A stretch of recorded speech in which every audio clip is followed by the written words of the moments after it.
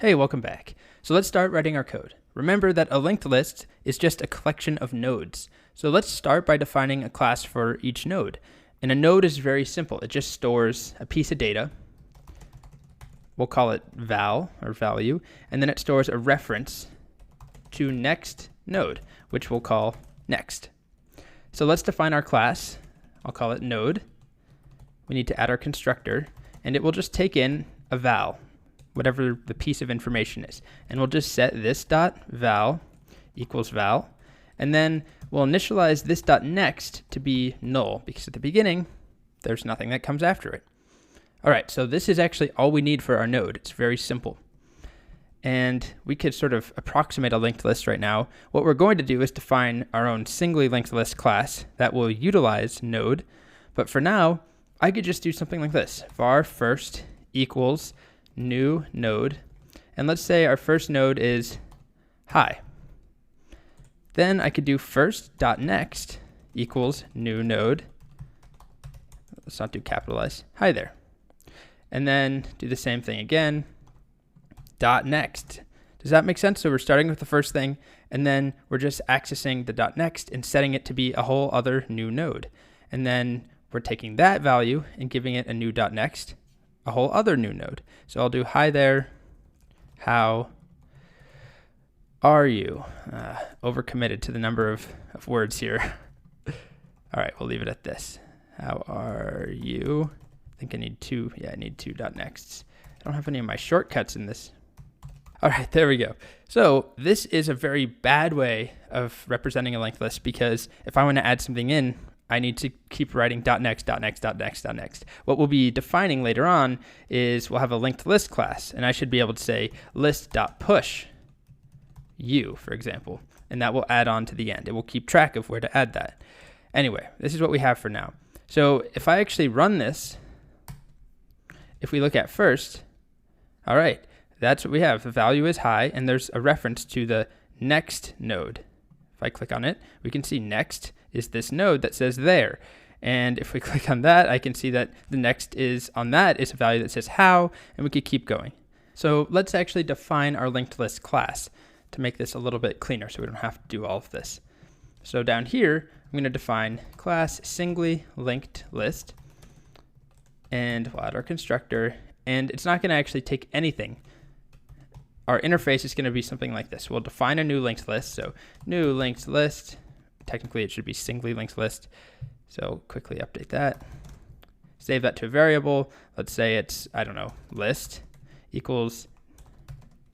So our interface will be something like this. We create a new singly linked list, and then we can say list.push something. List.push hello. List.push goodbye. And this will add on to the end of the list. And we don't have to do dot next, dot next, dot next, dot next. It will just keep track of it and do it for us. So this is where we're going. Still very simple, but much better than having to do it this way. So our constructor, we don't initialize a linked list with any data, so it's just empty, or it's not empty, but it doesn't take any arguments.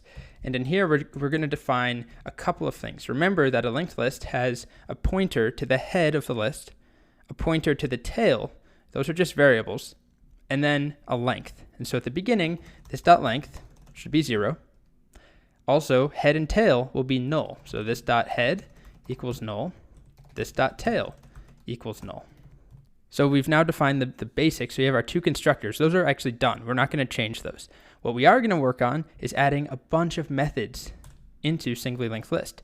So what we're going to do in this video is add a push method. So push should take a piece of data. Let's call it val.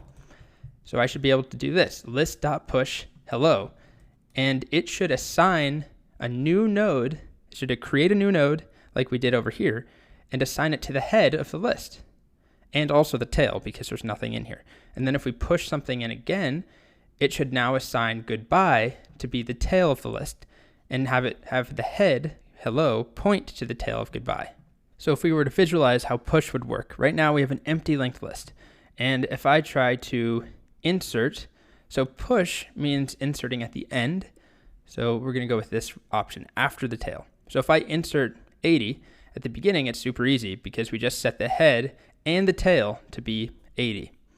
But now if I insert something else at the end, Let's go with 100. Oh, I guess that's too high. Let's go with 81.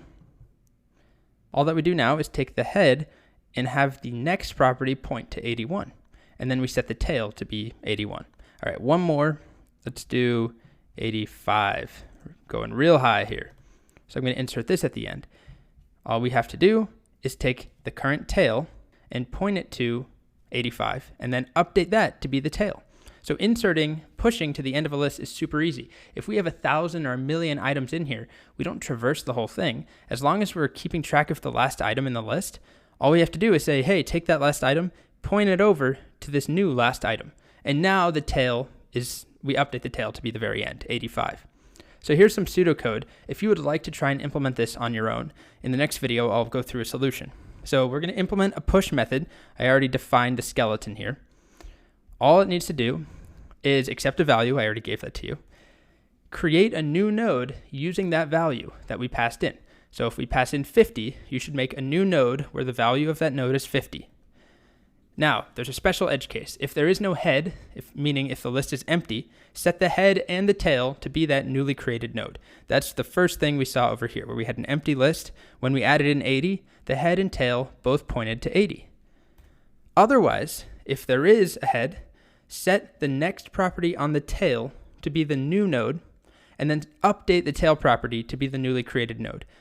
Once again, if we added one more thing in here, this is our current tail. If we add in 90, all that we do is take the current tail, point it to the new node with 90, and then set the tail to be 90. And then finally, increment the length by 1. We are keeping track of the length. So add 1 because we're pushing something in. All right, so those are the basic steps. Give it a shot if you'd like. In the next video, I'll have a solution. If you do get stuck, don't be hard on yourself. If you've never seen linked lists before, I recommend attempting as much as you can, get through the section, and then if you have time or the energy, at some point, go through all the exercises and try them from scratch and see if you can replicate it. Nobody's expecting you to get everything right the very first time through. Okay, the next video will be a solution to push.